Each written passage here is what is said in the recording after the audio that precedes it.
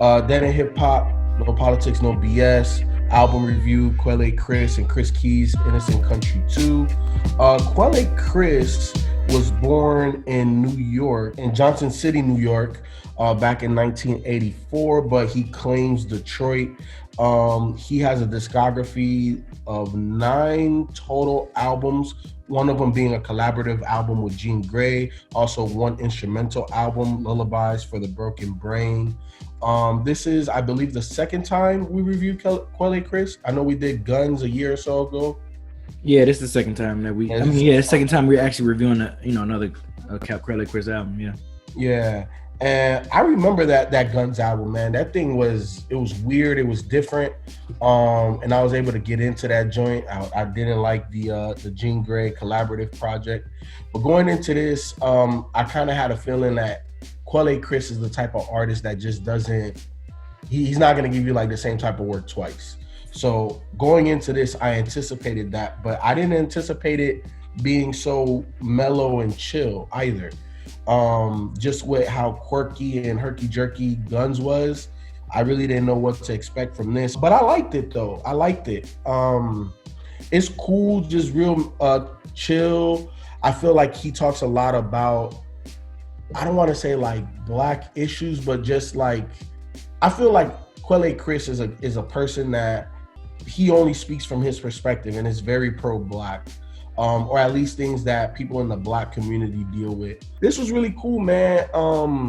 I liked it, but I didn't necessarily love it. I don't think it hit me yet, because I guess I'm still trying to work through what the project is in its entirety, right? Because it's like it goes from an intro to outro, and he's basically in the outro talking about like wasting a girl's time or whatever, and just kind of getting over a breakup or whatever, you know what I'm saying? And then it goes into living happy.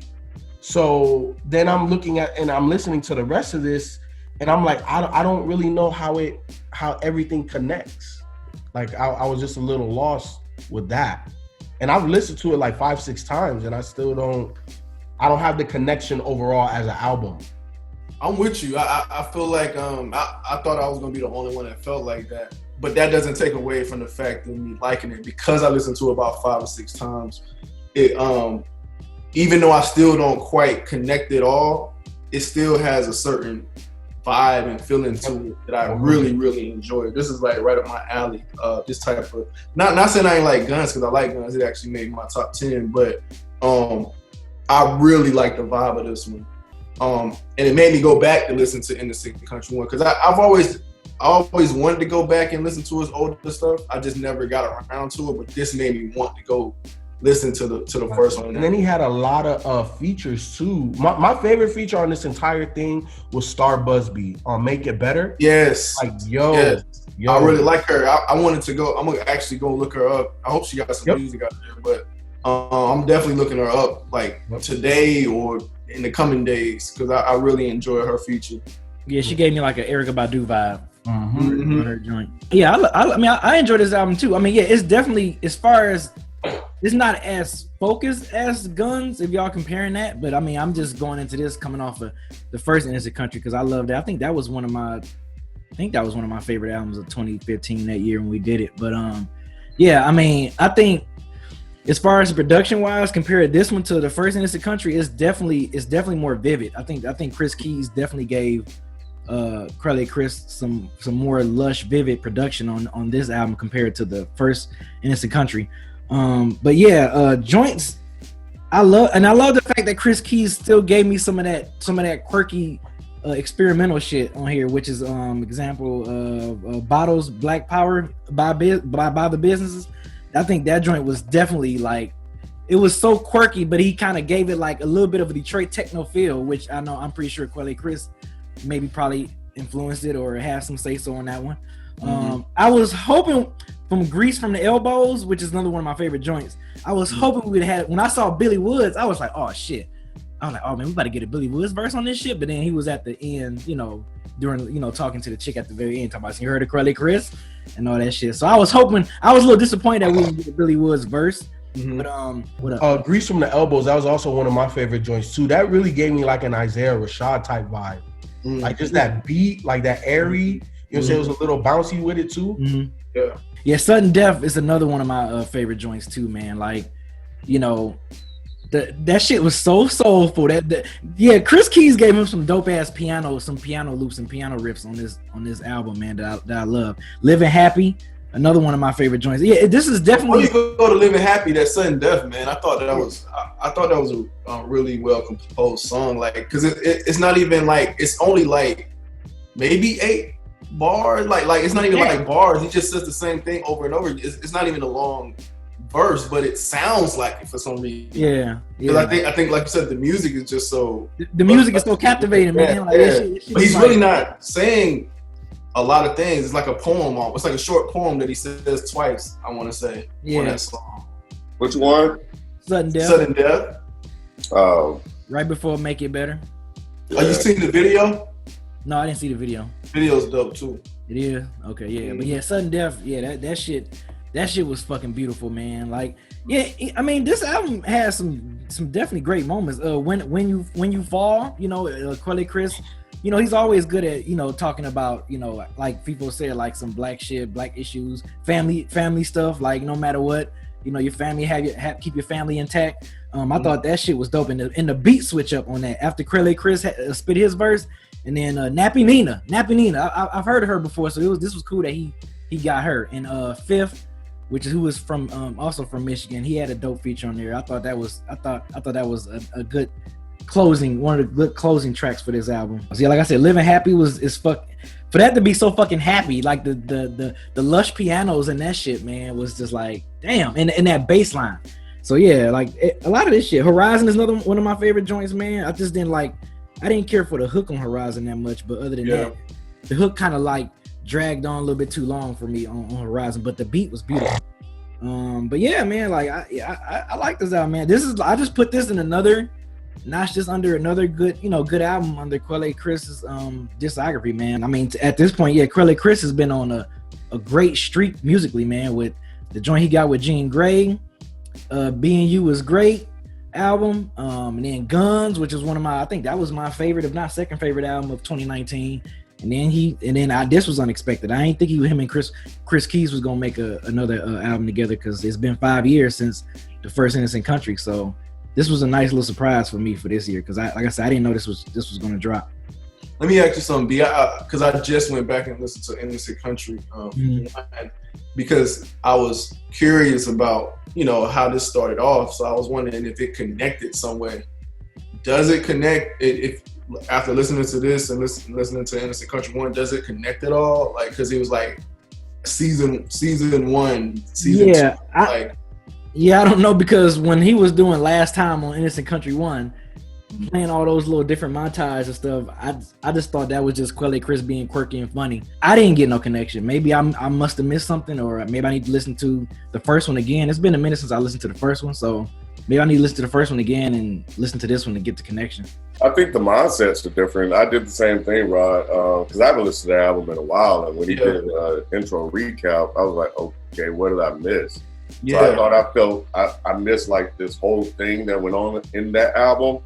And that he was trying to connect. But I think the mindsets are different. I think in 2015, he was in a different place. And in this one, it seems like he's more positive and more uplifting. Like B said, that one had a very dark and ominous feel to it in terms of like how he's looking at himself. And then like the last track, I Talk to God, and I think that's the last track, is where, you know, I think he kind of starts to feel a little bit more positive. I think that's where it kind of moves over into this album. But for Innocent Country 2, love this album. And Chris Keys, like, did his motherfucking thing on this whole shit. Like, and, you know, it took a minute to kind of, you know, and I still don't have it all figured out. But, I feel like I'm somewhat close. But I think it was a moment I was sitting around listening to it, and the last couple of tracks, Practically's out, Mirage, Make It Better, you know, When You Fall, like those real long, lengthy, jazzy-like tracks where is when it was just like you could just want to vibe. And I was like, man, this feels like it was just a groove. It was a funk it put into you. It was soulful. The way the singers were singing and some of them were rapping, and then the content and things he was talking about. And I was like, man, it feels like it's supposed, like the way it ended for me, it feels like the first half was something I completely missed. So I had to go back and listen to it and listen to like what was going on. Yeah. Because the intro and outro and the intro recap and then outro and Honest, and I think that was Honest was the one with the girl, right? Yeah. It was just he's not being honest, and the idea of being honest with someone, and then while you're on, on Twitter or just being honest in general, was cool with that. But then then goes into Living Happy, and then Sacred Safe is when it took off, and then you get Horizons and Moments, and then it gets into like this middle piece where it's like black power by the business, and it's like people are throwing out these ideas of black power doing this, that, and the other, and it's really like power also lies in economics and politics as well. So you also have to own shit in order to have power, in America, right? And then it went from that to like greasing the elbows, which is essentially just working hard. The Black Twitter, where it's like we have Black Twitter, which is great, but and then I think it starts off with February and like Black history should be more than just that 1 month, and then it goes to Ritual, which I think is an instrumental, which transitions into the second half of the album, where you get into Sudden Death, and it's almost like a rebirth, and then it just from there it just flows, and it was. I just think it was incredible to me, man, listening to this and the way he played around with like the structure of the songs, using artists here and there, having somebody sing and then having a rap, and then the way he played around with verse structure, and certain of the songs, the way he came in on certain songs and kind of slowly ramped up into rapping. Merrill, I got to get this brother's name right, but Merrill, the guy that was singing, man, about the knife, you cut me like a knife, man. That shit. Oh, graphic bleeds out, bro. Yeah, he killed that hook, and it was so smooth the way he did it, and so you just felt it. And that was dope how the instrumental played out after Quelle Chris first verse, and it went right into him singing. Yeah, that shit was beautiful, man. Like, and it just like I put it on and I can't turn it off, and it took a minute for me to kind of really connect with it, but make it better. Graphic bleeds out Mirage, and the way they just kind of extended the way Earl was on here, I was like, oh shit, this shit is crazy. Yeah, this shit is a fucking dope ass motherfucking album, man. Hey, y'all know I'm not a fan of Earl like that, but that motherfucker snapped, boy. He snapped on that Mirage. First thing that blew me away when he was like, that's the end of season 1. And he did a recap on an album. I never thought of an album being somewhat like a movie or serialized. Not in the way that, not in a TV structure. And if there's something out there, I missed it. But we all, we do have these sequels and trilogies and all the other stuff, but it's just an album title with a number beside it. Like, this felt like almost like a movie or a TV show. And the idea of being able to take an album and do that, or, people are playing around with podcasts and doing storytelling and podcasts as well. So taking something like that and bringing that into like into a musical format, essentially almost opera, in an opera fashion in hip hop is an idea that never really even crossed my mind. I like this album. I think I disagree with you guys a bit as far as the transition from part 1 to part 2. I didn't really get a huge change with this album. I think that this, to me, really felt like a part 2 to that first project. Because that first project is actually my least favorite Quelle Chris project. as y'all know, I got onto him through the Jean Grey album, and I liked that weird lo-fi quirky sound. And then from that to Guns, it just seemed like a natural progression. But from Guns to this, I don't know, man. I think that the beats were all gorgeous, beautiful beats. I think the production was just amazing. But I don't think that production lends the best to Quelle Chris's voice or style. I like him better over the production that he used on Guns or the production that he made for Everything Is Fine. I don't really know what I was looking for with this project. I guess I expected him to just, because it seemed like to me with every project that I've heard from him chronologically, he pushes it, like he pushes the boundaries more. And it seemed, I guess I was expecting him to kind of push the boundaries even more with this album, but I didn't feel that. I just felt like he went back to the first one and said, okay, we started here, but kind of give me more of these types of beats, like give me stronger versions of these types of beats. But yeah, I mean, it was still a great project. I think Living Happy was just lovely, man. That summery sound that was on there. I'm not familiar with Joseph Chilliams, if I'm pronouncing his name correctly, but I loved his verse. I did too. I love that shit where he says showing love to everybody like glory holes. I thought that shit was funny as hell. Sacred Safe I thought was beautiful. I'm a bit surprised that nobody mentioned how Homeboy Sandman had the best guest verse on this whole album. The way he came in and absolutely destroyed that beat was just stunning to me. Horizon, I thought that beat was super dope. That kind of video game weird sound that he was using. And I thought that was one of the songs that I thought worked the best with Quelle Chris's voice and style, because his choppy flow worked really well with that beat. Bottle Black Power by The Business, I really enjoyed that song.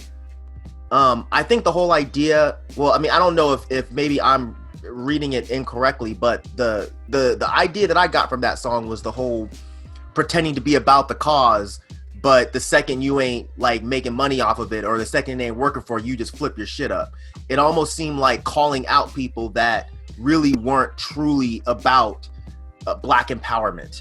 But again, maybe I'm reading it wrong, but and I don't remember the exact line, but it was something about you cop the outfit, and the second it didn't work for you, you switch up your image, something like that. But yeah, I thought that song was great too. Sudden Death was probably one of my favorite songs on here.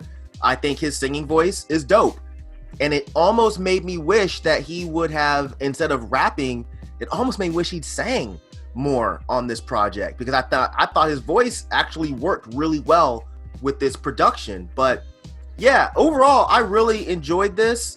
I think I just had to take myself out of my expectations of him pushing boundaries more, because I don't think that this was very I don't think this was much of a challenge for him. Really? I feel like Guns, he was definitely he was definitely challenging himself, I felt, with the Guns album. I get what you're saying, but I feel like this was more so a challenge because I feel like he's more comfortable with that quirky sound that he does with Guns and stuff like this. I feel like this, he had to dig into something different to match these mellow beats and to match this sound. So I felt like this was more so a challenge for him than what he was doing on like Guns and Being You was and all that stuff. So I don't know. I just feel like this was probably more so a challenge for him. I feel like he was doing different things here. I don't know. I like this version. It's funny because when you were naming the songs that you named, it was more so the quirkiest stuff, which I don't particularly. It's not my favorite on here. Like you said, Horizon, and you said another one, like Bottle Black Power by The Business. Like those joints, I still like them, but I still like the more mellow joints better, like the Living Happies and like the Sudden Deaths and the Make It Betters is what I enjoy personally more on here. So it was funny hearing you say, everyone you say, I really like this. And I was like, damn, that's the one I really didn't like. Oh, I didn't really like that one either. Yeah. So I don't know. I've just always, like, when I got into Quelle Chris, finally sat down and listened to his music, I liked that his sound was very challenging. I liked that his sound was very different. And I mean, weird is a very easy way to put it, but I think that what he does with the way he plays with flows, especially in contrast with the production, I think it's really interesting. But I didn't get a whole lot of that with this project. I got more him kind of just like sitting back and the beat just kind of riding out and him just being like, all right, I'm just going to spit this way and that's it. And maybe that's just a personal thing. Yeah. But I don't like his voice as much with this kind of smoother, jazzy production. I think his voice lends more to stuff that's a little bit as like closer to as quirky as his voice is. No, I feel you, definitely. Because it threw me off, too. I was expecting to hear something more like Guns. So when I got this, I was like, oh, snap, I like this, though. You know what I'm saying? Like, I really, really enjoyed this. I didn't expect you to like it as much as Guns when I heard it. I don't know, because I don't know why. It always sticks to me when you say you don't like happy shit. You said that years ago, but it's still, every time I hear something that's happy, I'm like, oh, Myke, I don't like that shit. I don't think this was a happy album. I think it was a bit more content than Guns. I think it was a bit more content with everything than Everything Is Fine. I know what you're saying. Don't get me wrong. I'm not just I know what you're saying. I do think that there were some moments where it was like, oh, I feel like I'm outside riding around with my top down and, you know, wind's blowing through my hair. I did feel that a little bit, but I guess the content kind of brings me back to saying, okay, this is not so much some old Will Smith Summertime type of shit. This is just maybe his more I'm content type of album. I do disagree. I do like his voice on these type of beats. You know, I mean, I like the soulful, jazzy type stuff as well. And it was less experimental on that, experimental in the stuff that he did before. But it was a different type of way that he structured the songs and he tried to put everything together. I'm not saying that Quelle Chris was rapping the exact same way on that album as this album. I'm just saying that if you put this and then you put the first one up next to each other and said, hey, these are sequel projects, I wouldn't be like, oh, what, really? There's nothing similar about them. I'd be like, okay, I see it. This just sounds like a more advanced version of what they were doing there. That's all I'm saying. With that said, did you catch any connection on it at all between this one and the first one? Thematic wise? Yeah. Not really, because this is a project that I really don't quite get. So I think Feefo was saying it. I agree. I haven't really put it together yet. I've listened to it a gang of times. Yeah. And I even sat down and read the lyrics along to it. And I haven't really figured out if there's a concrete connection. Because, I mean, obviously, Quelle Chris's brain does not work the same way a lot of ours do. He's on a different wavelength than other motherfuckers. And I think it takes other people like Pink Saifu and Earl Sweatshirt who are on that same wavelength. They can be like, oh, yeah, I totally get that. Right. I'm not quite there. You know what I mean? I'm not quite there. But I think there's a lot of heavy shit on this album. But I think that he chose to kind of be more of a, I don't want to say an optimist than he usually is. Because usually he's very pessimistic about shit. Yeah. Or I like to say realistic about shit. Yeah. I could definitely say I really like this project too. But the fact that it hasn't connected with all of these listens, it's a little bit of a detriment for me. It definitely has high replay value. I would definitely play this again. But it's like I have intently listened to this thing, read lyrics, and I'm still lost. And I don't know, man. It's a little bit of a negative for me. With certain rappers like a Quelle Chris or like a Milo, you're just not gonna get the concepts like completely because we're not them. Yeah. Like, I really feel like you'd have to sit Quelle Chris down and be like, yo, explain all of, like Open Mike Eagle, he's weird and coded, but if you really sit there and think about it long enough, I feel like you'll figure out the majority of his stuff. But with people like Milo and Quelle Chris, sometimes I'm just like, you know what? I feel like I get enough of this. I don't have to take a test on it or anything, I'm good. And if I did, I might get like a C, passing, so I'm straight. But you're not gonna figure it all out with these guys, man. They're just, I don't want to say they're too coded, but sometimes it's just, it goes over our heads a little bit. All right, so favorite tracks for me, give me Outro/Honest, give me Living Happy, give me Grease from Elbows, give me Black Twitter, give me Make It Better, and give me Mirage. Give me Living Happy, give me Graphic Bleeds Out, When You Fall, Sudden Death, and Sacred Safe. Shit. Yeah, I feel you, B. My favorites probably changed out at least 2 or 3 times, but my final ones is Outro, Honest, Living Happy, Sudden Death, Mirage, and Make It Better. That's what I ended up with. Damn. Yeah, there's a lot on here for me. I know. Yeah. I'll go with Graphic Bleeds Out, Merrill Garbus, shout out to him. I love Black Twitter. And Bottle Black Power by the Business. I'll take that one. Because I think that he was even rapping in a trap like way on that track. Living Happy, Sacred Safe, Bottle Black Power by the Business, Sudden Death, and Graphic Bleed Outs. Quelle Chris, if you watching, man, bro, the way your brain works is out there. But it's definitely a beautiful mind. The way you craft music is definitely unique. And this album is really dope, man. I'm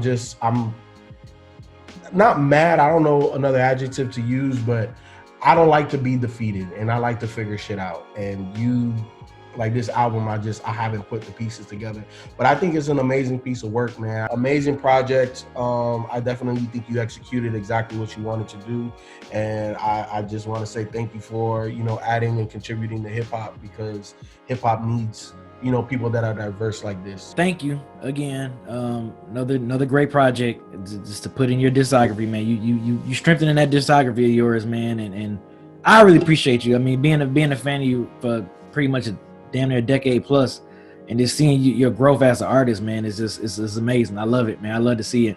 In this album, you showed again why you just one of my favorite artists, man, out there doing it.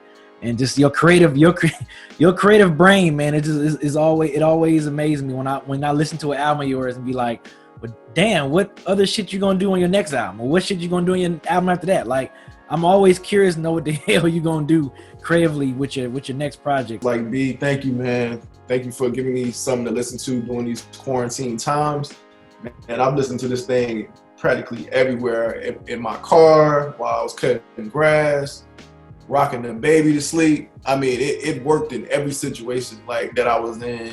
Brushing my teeth, like I really, this is more my speed with you. Not saying that Guns isn't good, because I do agree with Myke that Guns is like your pocket or whatever. But I like the fact that you kind of color outside of your pocket a little bit and did some different things here, like on Sudden Death. And so yeah, man, I just appreciate, like Feefo was saying, just appreciate the artistry, like just the fact that I gotta listen to it several times to kind of figure it out.